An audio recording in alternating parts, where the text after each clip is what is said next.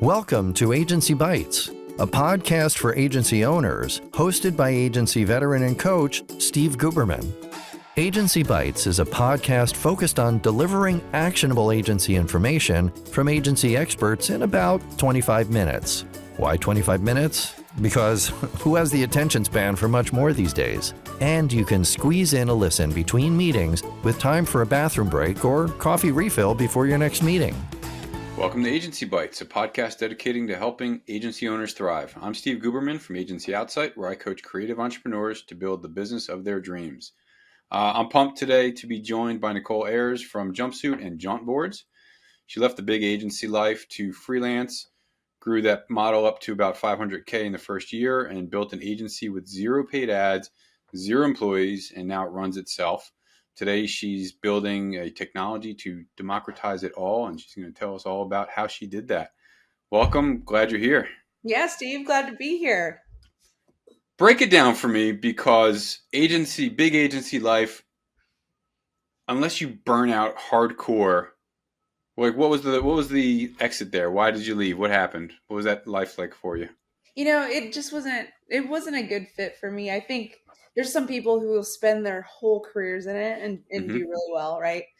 When I started in marketing in general, I was at a startup. We were a video agency. We created the explainer video industry. So like the animated 60-second explainer video. Yep. I was at a startup in Cincinnati that literally invented that. And it was so fun, right? There were 40 of us and we had our hands in everything. And I wore multiple hats, I was the producer and the creative director and the copywriter. And I'm just, a master generalist. I'm sure you're familiar with that term. Mm-hmm. So startups were really fun for me. And eventually I ended up at the big agency and I had a very specific role. I was a creative director.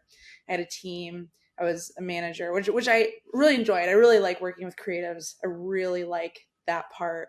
But it was all the other work of the machine before the work ever came to me, right? There's the account director who talked to the client, kind of gate kept that relationship. And this was just at the agency I was. Maybe, everyone's different, right? But there's a lot of Nope, they're all just like that. Yeah. There's a lot of gatekeeping of the relationship, which was so painful for me because I love clients. I love hearing what problems they're trying to solve and just be able to riff without the formalities of a brief and all of that, right? So I kind of got cut out of that in the big agency experience. And then, then it goes to strategy and there's project manager micromanaging everything. And by the time anything came to my desk, it felt, very tactical, executional. Mm-hmm. It just wasn't my sweet spot. So I had made up my mind early on. I'm like, okay, I'm going to be a sponge.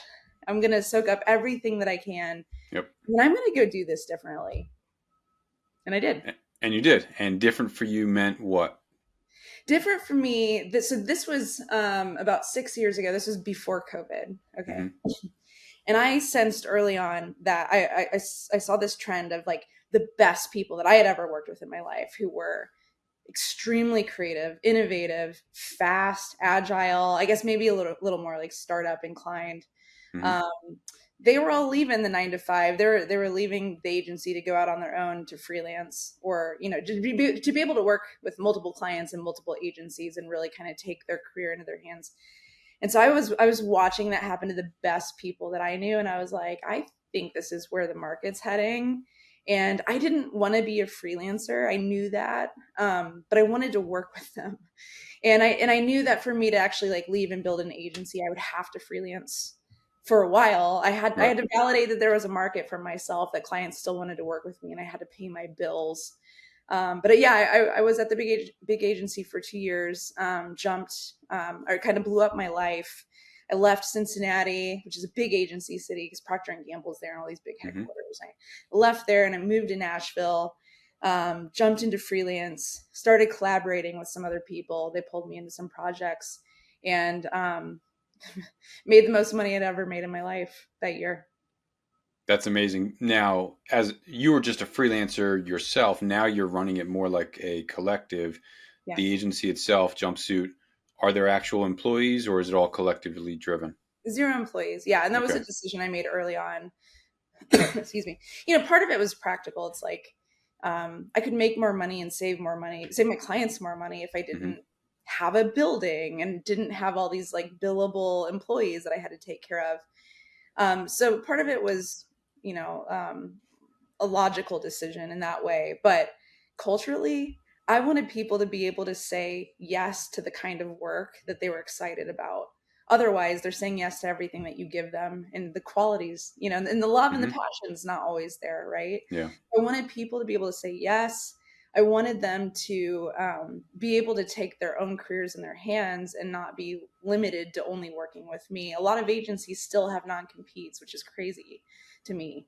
So it's Yeah. like there were a lot of cultural decisions that I made early on just to make sure that, everyone who collaborates at Jumpsuit, I want them to feel like they can come in and out very organically, that they don't have to sign their livelihood away or feel like just because they took a job for a couple years or like worked with another agency that they're not welcome with us. Like there's just so much toxic, Mm-hmm. like workings that I was so resistant to from the big agency that I wanted to kind of, I don't know, reinvent it all. I love that. Yeah. I mean, listen, you want there to be people that want to do the work, that want to pick and choose the work they want to do. If you're a W-2 employee, it's like, here's the next project, whether you kind of like it or not, unless you've got the entire team involved in the hunting process, which is rare to happen. So is the talent that you work with primarily your network? Like, where are you farming talent Yeah, from? it started out that way. I was Okay. like, I made a list. I was like, who are the top people that I would be so happy to work with the rest Mm-hmm. of my life? Yeah. I love them. They're so good at what they do. We collaborate really well. And I made that list. And I don't know that I like successfully drafted all of them, but I would say like 9 out of 10 of these people, like they got on board Yeah. at some point. So I was happy. I was like, I don't need to do anything else the rest of my life. I get to work with these people. But that's not like scalable. Obviously, as Right. we grew, we needed to pull more people in. And the next phase of that was turning to all of them and saying, who else do you guys know and love to work with? Like, let's bring them in. And I would say the only like the main things that we would consider, obviously, for our business model to be price, for us to price ourselves the way that we wanted to, and for us to have the speed and the agility and not have project managers and all the things that we were trying to do differently. Like everyone had to be an expert and Mm-hmm. everyone had to like not be an asshole. They had to really collaborate, and the like No assholes. I love that. That's a no assholes. Like perfect policy. you gotta be awesome. You gotta not be an asshole. We don't ask for much. And so I just turned everyone else. I was like, who else fits this bill? Who do you want to pull in? And so we did that. We did rounds and rounds of that. So our network grew to over 200 people that way. And Wow. only a few times did we actually externally go to LinkedIn and say, hey, I'm looking for this highly specialized role. We just didn't have someone like that in the network, and the client needed something like that.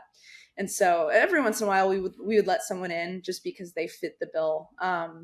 But yeah, I mean, for the most part, it's been completely organic growth, which has been everything. Yeah, that's beautiful. Now, during your the next few years as you grew it, did you call it a collective or a co-op or an agency? Like how did you describe the model, and what was your key role in it? Yeah. Yeah, we were definitely positioning ourselves as an agency, powered by the independent network. So before COVID, there was a lot of education that needed to Mm-hmm. happen. Yeah. I remember being on a call with Microsoft and they were talking to Fletcher on my team. And they're like, wait, you're in an RV, you're like traveling the country and your kids are with you, and then the pandemic happened and then everything changed, right? Yeah. Like everyone had to, figure out how to work remotely. And Mm-hmm. so, anyway, we were a little bit ahead of the curve, which was fun. And it made that transition easy for us because we had already been operating that way. But as far as my role, I've done everything. At first it was just me literally doing everything. I would Mm-hmm. sell the work.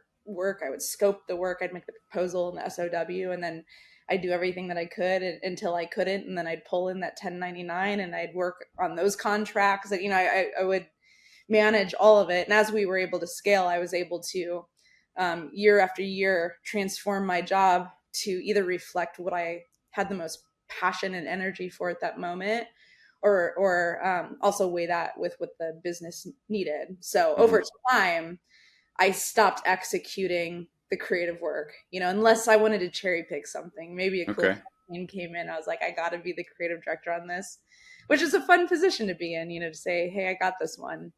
But now, 6 years later, I have been working on a technology, you mentioned that earlier, for a year and a half.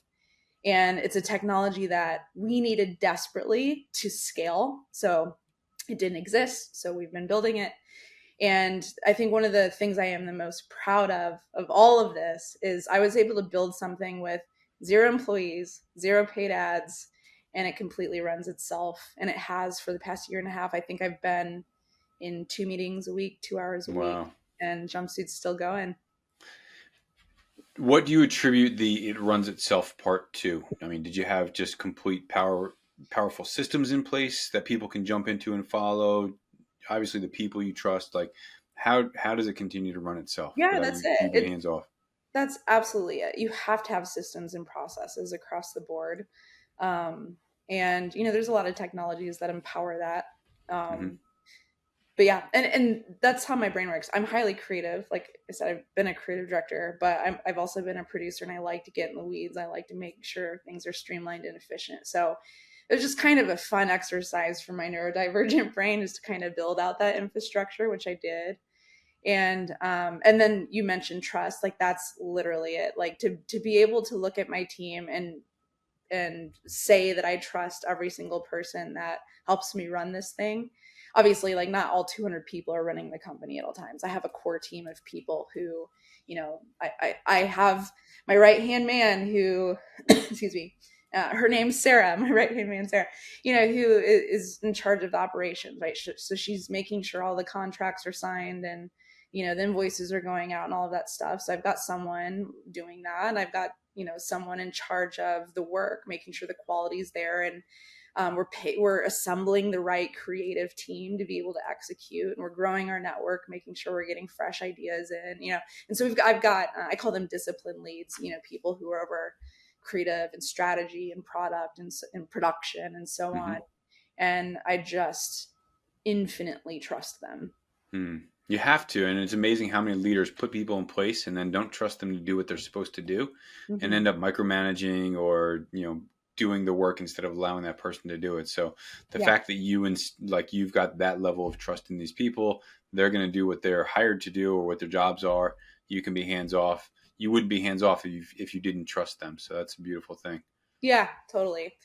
And and like I said, I've worked with most of these people throughout my life. So there's legacy there. We've been in the trenches together time and time again with projects, and we've had hard conversations. We know each other's strengths and weaknesses. You don't get that kind of way of working typically in a 9 to 5. Everyone, you've got layers of management. Like we're pretty flat, right? It's like technically I'm in charge because I own the company, but I don't act like that across the board with the decision making, right? If I'm really going to empower you, I do. And if I have, a different opinion, we'll have a conversation about why. But none of us had ever really had the privilege of experiencing a working environment like that too. And so I think I can speak for everyone. Once they experienced what it felt like to be trusted and to be able to make calls on the team and stuff, and what the clients need, like there's a level of agency, pun intended, I guess, a level of agency that we all were able to embody. And it's like, how could we ever go back to working differently than this, So it's awesome. And I don't have to like dangle, salaries and benefits or whatever. It's like I pay people what they're worth. They get to decide what their rate is, and I get to say, yes, that works. I mean, most of the time I say, yeah, let's do it, unless I can't, because we have to hit a certain margin, in which case we're very transparent. We say, hey, we can do this. Are you open to it? And they can say yes or no, but we've got a nice system in place to allow those conversations to happen, so we can get all of the friction out of the way and just kick ass. Oh, I love that. Get the friction out of the way. There's so much unnecessary crap in most agency models forget about corporate business models, but agency models, specifically. Talk about like what would you attribute key components of like your culture building over the years that has led to like systems you've used or activities you had in order to foster this kind of a culture? Yeah, you bet. The first thing is every single year I spend a decent amount of money on what we call the road show. So even though we're all remote, we get together in one place. And it's always somewhere really cool. Like last year we were at Auto Camp in the Redwoods. Mm-hmm. Auto Camp is like a bunch of Airstreams. I'm actually in one right now.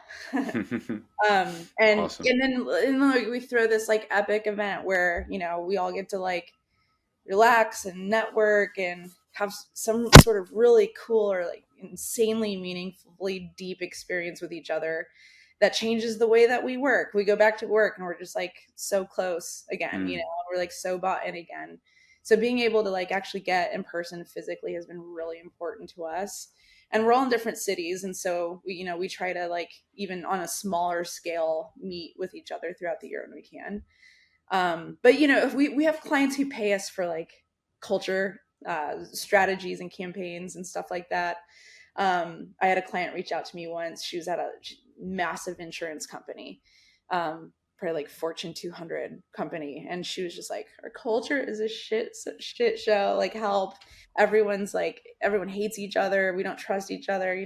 What can we do? And so we got like hired to build out, strategy and internal campaign. And we pulled in like, we have some Enneagram teachers in our network. We pulled in some people to really come up with some unique solutions to really help that dynamic.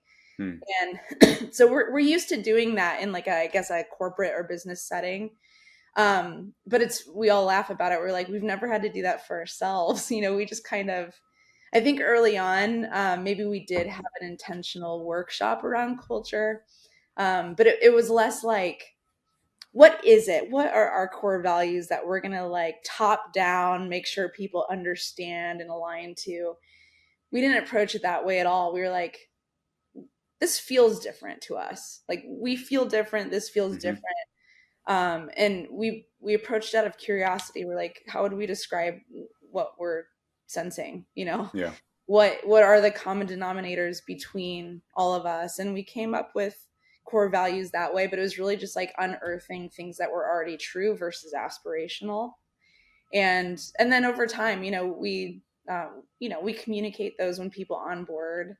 But it's organic, right? Like if someone comes in with a big ego, which big agencies love to celebrate big egos, and we all have an ego, but it's like, if someone comes in and they're an asshole to work with, like that's probably going to be the only and last project they get with us, But if someone comes in and they're humble and they're fun to work with, then the team's going to just keep requesting that person.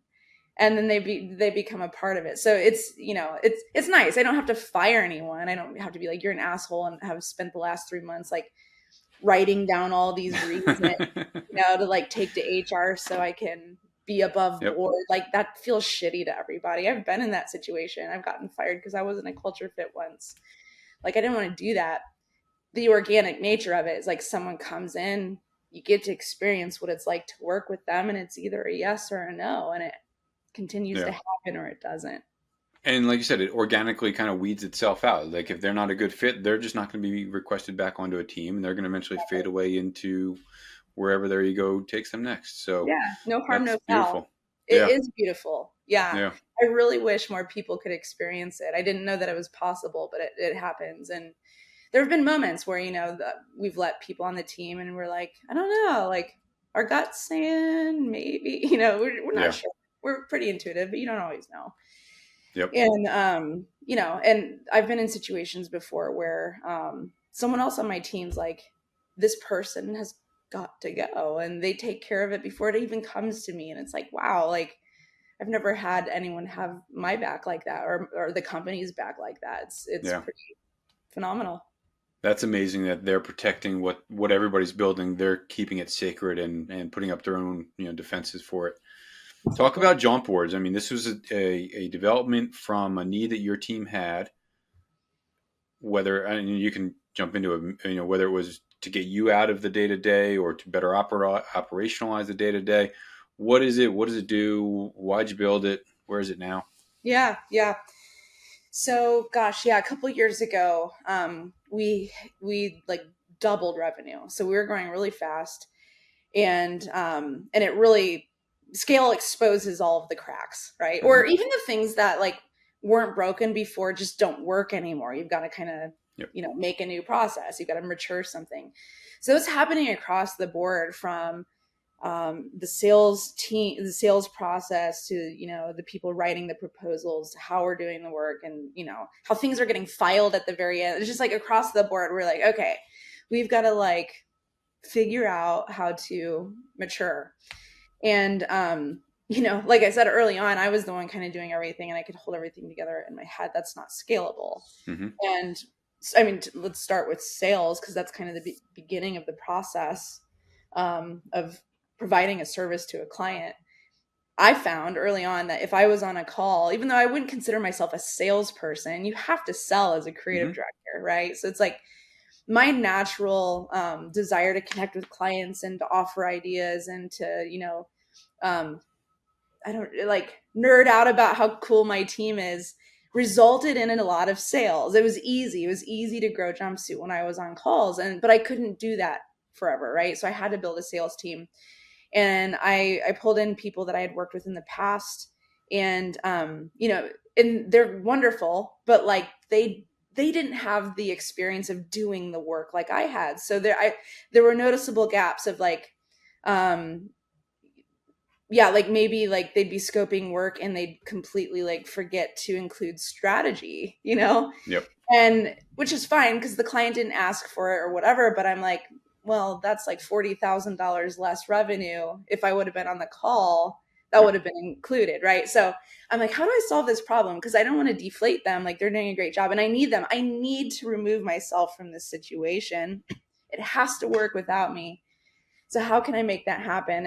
And again, even getting into the weeds with the SOWs, it's like there's like one person on the team who could get in the weeds and make sure every assumption's there, so a project doesn't go off the rails, or if it does, it doesn't create an issue with the client. It's like, how do you get this is really the essence of Jumpboards.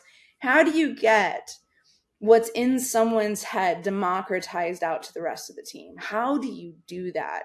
And there's like Notion boards, there's spreadsheets, like we've tried it all, and it just wasn't good enough. And so I went to a guy on our team. His name's Fletcher, and he's like the best software guy that I've ever come across in my life. And I was talking to him about all these problems, and he's like, oh, I already have an idea for this. And so we just started like brainstorming this technology, and Jumpboards emerged, and we and it really, like, it's an end-to-end solution for agencies, from the moment you have a discovery call with the client to the time you hand things off and offboard a client.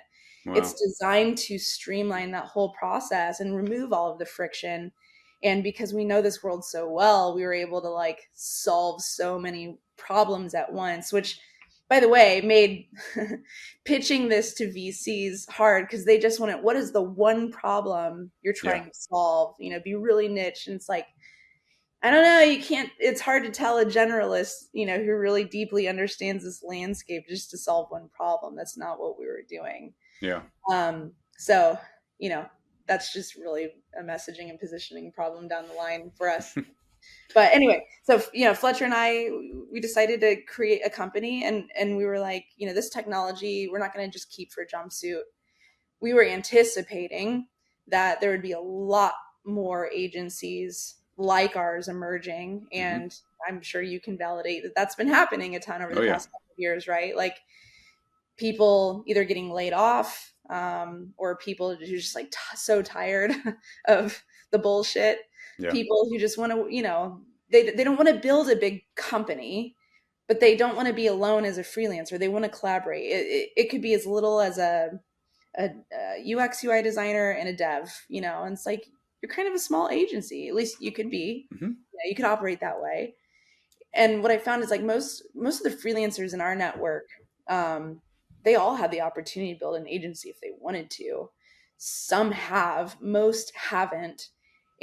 But most, because most people don't want to build the infrastructure. They don't want to create the systems and processes. They don't want to be responsible for other people, but they also don't want to be alone. So, if you're earlier on in your freelancing career, you're probably pretty reliant on platforms like Fiverr or Upwork, or maybe you got a couple of clients who trust you to do work.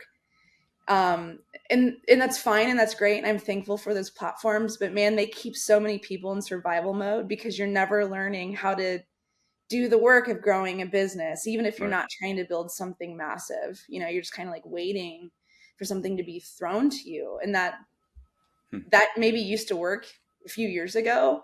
Now the market is flooded. It's super saturated with all kinds of freelance talent at all levels. And now AI is in the picture. And so we need something different. We need something that makes it, that I believe that creates the infrastructure to get clear on what a client's objective is, to create a really clear path forward on how you're going to get there, to use AI to take a first pass, because you have to work with AI now. Clients expect it. You need to use it to be relevant. Absolutely. Our tool does that. It'll save weeks of time and thousands of dollars across every single project. And coming soon, then it'll recommend the right person in your network to be able to, hop in. Wow. And do you have any questions? I'm kind of in a flow. I want to make sure. Millions. No, you're good. Keep going. Don't let me break your flow.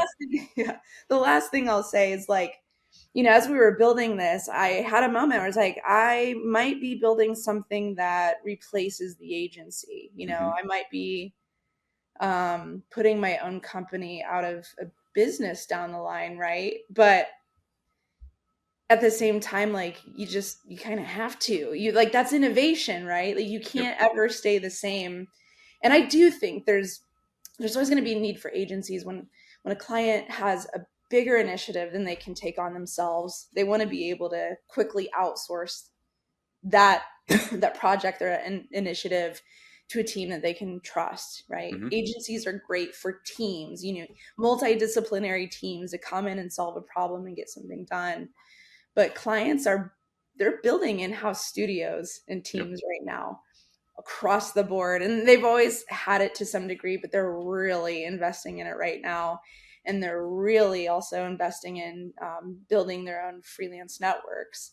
And so, it's like, am I really going to try to fight that battle of, don't do that, still work with agencies? Or am I going to be the agency that builds the infrastructure to make that happen? Right. Because at the end of the day, we all still, we get work and we get to create something that's never existed before. And that's freaking cool.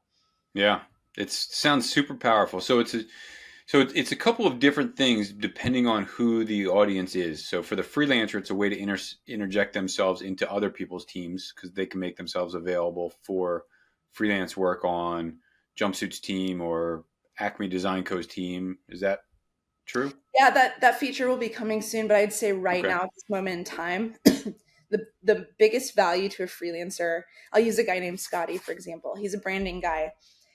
He was used to doing like $4,000 branding projects, and he's great at what he did, but it was very limited in scope. And when Scotty works with agencies, he sees that they sell branding projects for $40,000 or $250,000 or more, right? And that's just because he's one guy who comes in at a moment in time and does a couple things. What Jumpboards allows someone like Scotty to do is actually see what that whole process and scope of work might be. So what's all the strategy that comes before the moment you design the logo colors. And then what happens after the brand guidelines are established, right? You've got to activate all that branding. You've got to update your website and create ads and, so on, right? So Jumpboards will allow someone like Scotty to see that whole process and picture and actually take that to a client and say, I can do this. Give me $40,000 or give me $200,000. And because the UI is so simple and brilliant, it like instantly builds trust with the client. They're like, Scotty's not just showing me a portfolio of some logos he's done. He's showing me exactly how he's going to get the job done, right?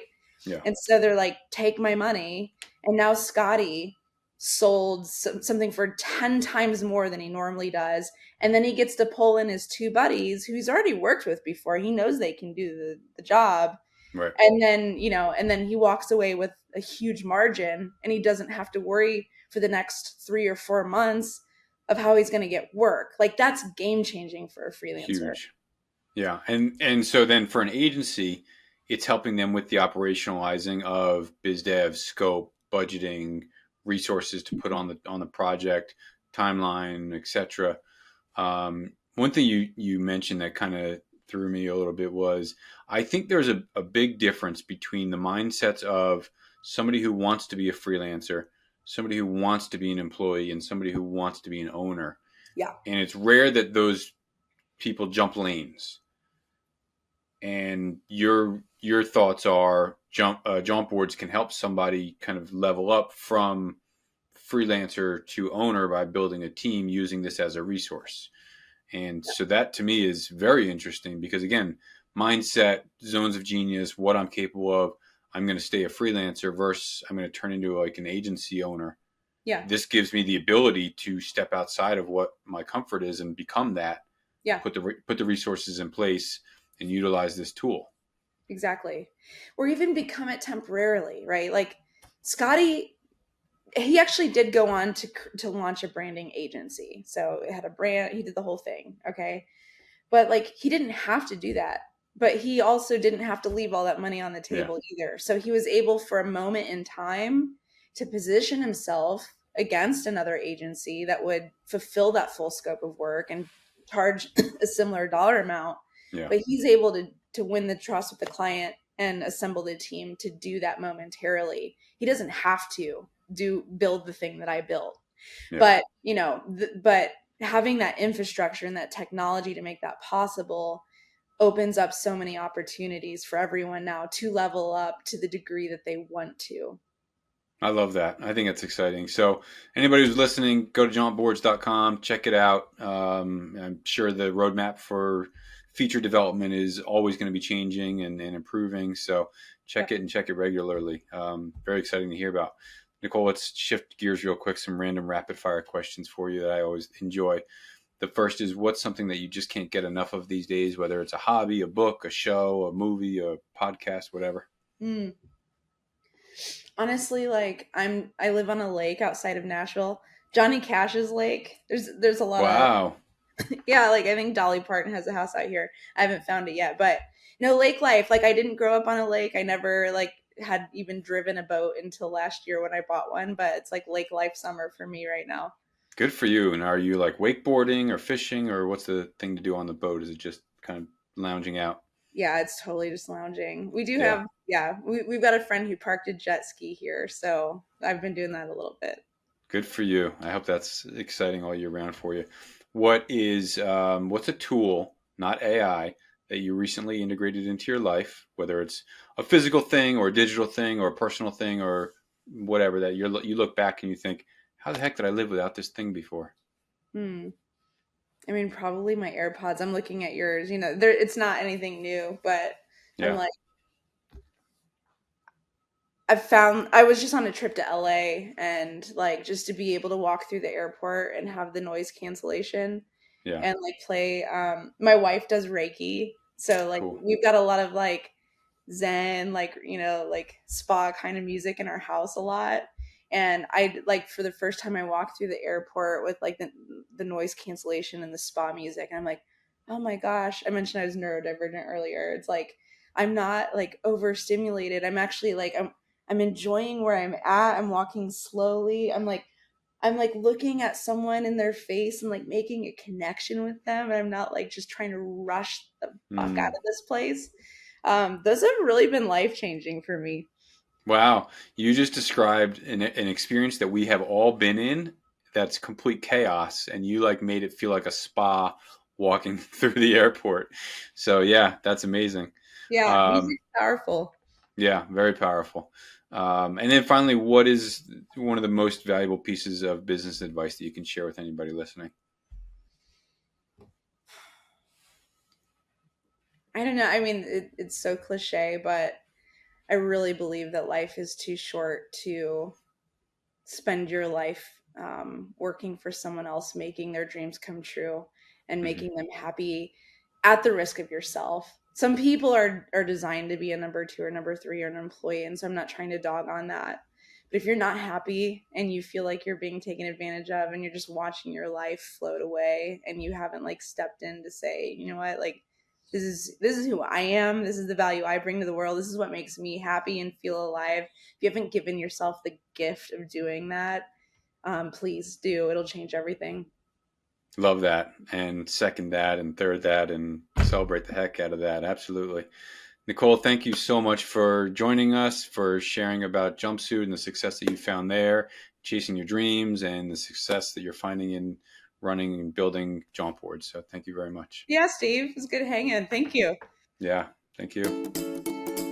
Thanks again for tuning in to Agency Bytes. If you know someone with expert knowledge on a topic that agency owners would love to hear about, go to agencyoutsight.com/podcast-guest and nominate them.